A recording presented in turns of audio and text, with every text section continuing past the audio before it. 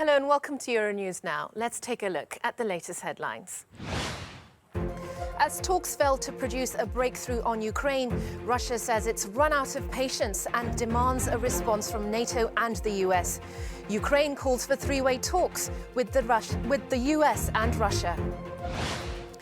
Downing Street apologises to the Queen for hosting 2 lockdown parties held on the eve of the funeral of her late husband, Prince Philip. Italy honours the President of the European Parliament, David Sassoli, as he's laid to rest with a state funeral. And Novak Djokovic once again faces the possibility of being deported after the Serbian tennis player's visa is cancelled for a second time by Australia. Hello and welcome to the programme. The Russian Foreign Minister Sergei Lavrov has warned the West that the Kremlin is running out of patience. His comments come after a week of tense negotiations over military activity in Europe. NATO is calling on Russia to pull back its troops from Ukraine's eastern border. Meanwhile, the US says Moscow is preparing an operation to provide a pretext to invade. Russia has denied any plans for military aggression and instead criticized NATO's expansion in Eastern Europe. Lavrov said military bases being established on the Sea of Azov are a step too far. In the Baltic region and in other countries in Northern Europe, new bases are being established in the Black Sea, and the English are setting up a base in Ukraine. They are building a base in the Sea of Azov, and we categorically cannot accept this. This is an unacceptable approach.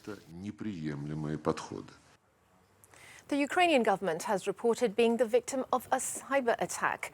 Several key government websites, including the Ministry of Foreign Affairs, were taken offline following a suspected hack. Messages by the perpetrators were posted in Ukrainian, Russian and Polish. They warned Ukrainians that their personal data had been compromised. The news follows Russia's latest troop movements, which saw over 2,000 personnel taking part in drills near the Ukrainian border. Our Russia analyst, Galina Polanskaya, says Russia is demanding a written response from NATO by next week. Sergei Lavrov today said that Russia is expecting a very quick written response from the United States on all of the proposals of Russia during those security talks. And he said that if the proposals are rejected, the situation will be assessed and reported to the President Putin, and it will be Mr. Putin who will decide on the next step. All top Russian officials and diplomats have been saying that if the proposals are rejected, Russia will take all the necessary measures, but what those measures will be is not precise. And today, Foreign Minister Lavrov quoted once again Mr. Putin, who at the end of December said that Russia could give a military technical response to the north, to the NATO's eastward expansion, and that it could be very different, and it will depend on what military specialists will propose to Mr. Putin. So the question, what will Russia do? What will be its next step? The U.S. National Security Advisor Jake Sullivan says that the U.S. intelligence has developed information that Russia has been preparing the groundwork to have the option of fabricating a pretext of the invasion in Ukraine, including sabotage activities, by accusing Ukraine of preparing military actions in the east of the country. Russia has been denying any such of accusations and allegations and says that it does not plan any attacks on Ukraine. Now, Ukraine is calling for fresh talks with Russia and the US. Is President Putin likely to sit down with Biden and Zelensky? Well, the Kremlin has not given any answer yet, but I would be very surprised if it happens, because you see, Russia says that, first of all, it is not a part in this conflict, and that Kyiv has to talk directly with the separatists in Donbass. Russia says that that's what the Minsk agreements say, and urges Kyiv to respect those agreements. We have been hearing this a lot, and right now Russia made it clear that it wants written answers on behalf of the US, and Minister Lavrov today said that it was only the United States who really could have a word in all of this situation around what is happening in Ukraine.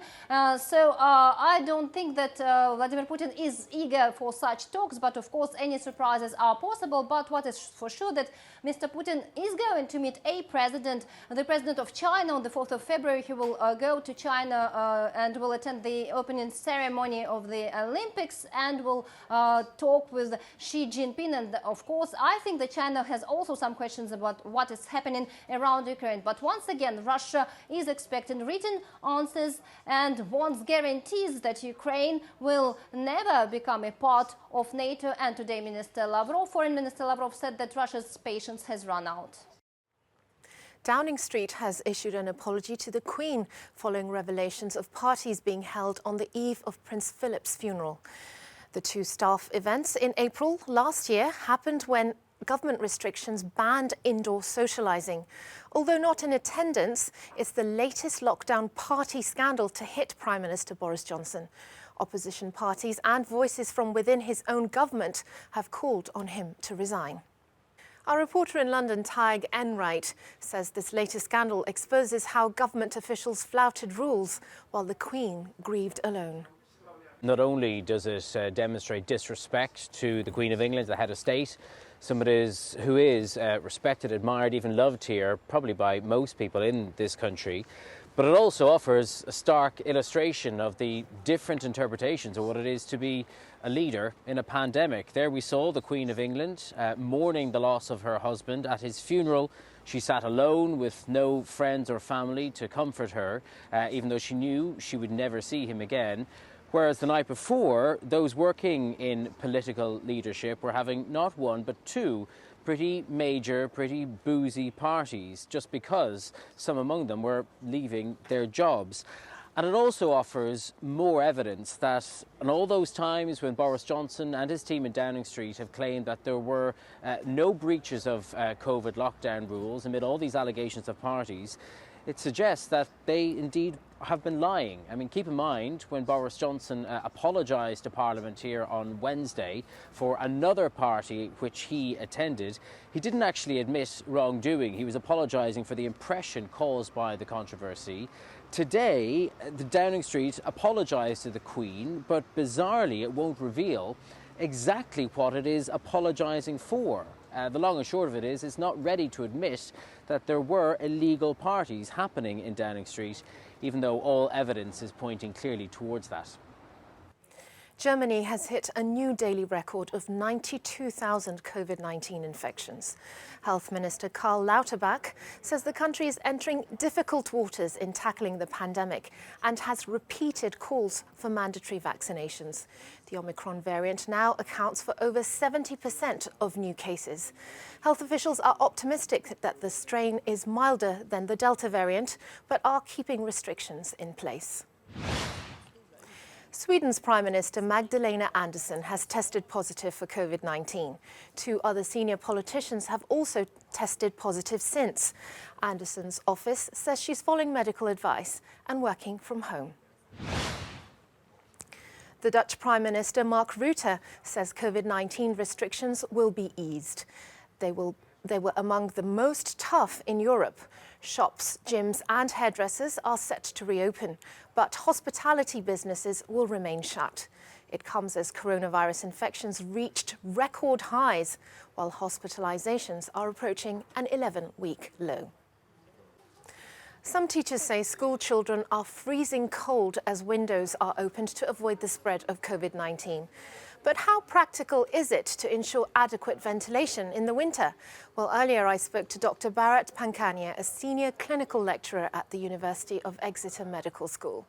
He says you can adequately ventilate a room by using things like a carbon dioxide monitor without needing to open all windows. Good ventilation equals good flow of fresh air. And I'm dealing with schools and nursing homes and similar outbreaks all the time, every day at present.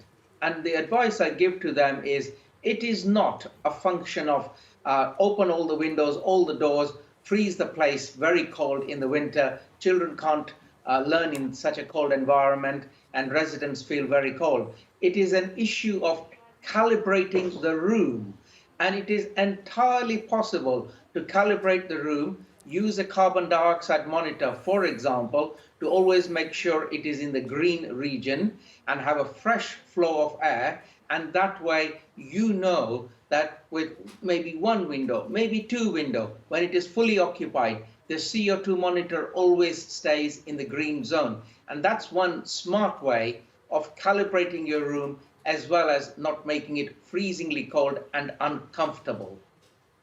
How important are schools and offices in terms of the spread of the disease? Well, we've noticed that whenever schools open, there is a start of infections there, which then slowly creeps up over the age groups. So schools, offices, and similar places, wherever there is a lot of human-to-human interactions, are sources of infection and sources of spread of infection. What more can be done to avoid the spread indoors? And are there ways to improve ventilation without necessarily leading to freezing rooms? Yes, indeed, as I've said, we can ventilate properly without freezing the rooms and the classrooms.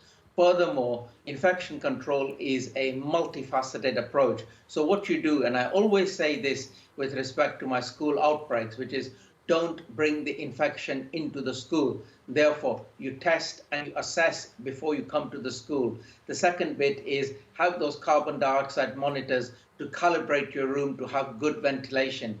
The third bit also is, if necessary, you can wear good quality masks. And of course, then there are the other bits, which is wash your hands, wash and dry them frequently. If you were to take the multifaceted approach, it is entirely possible to keep classrooms, nursing homes, and offices safe and operational and comfortable at the same time.